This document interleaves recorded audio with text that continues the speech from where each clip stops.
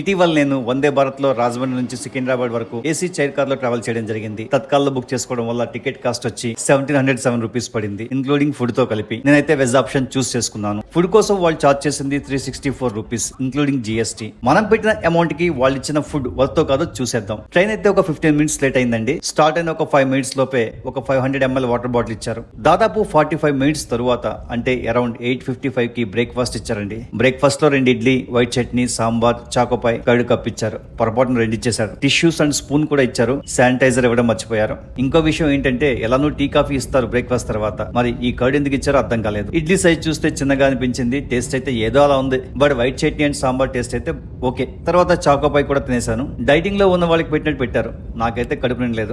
15 minutes తర్వాత tea అయితే ఇచ్చారు. ఇదైతే మిల్క్ టీ కాదు, పౌడర్ టీ.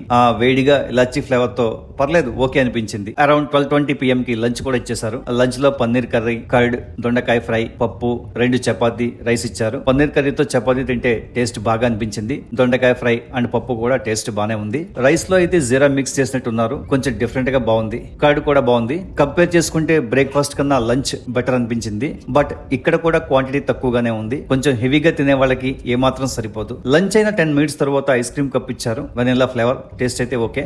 ఎంత ఎక్కువ వేసుకున్నా ఈ టోటల్ ఫుడ్ కాస్ట్ 200 రూపీస్ దాటదేమో అనిపించింది. మరి మీకేమనిపించిందో కామెంట్స్ లో రిప్లై ఇవ్వండి.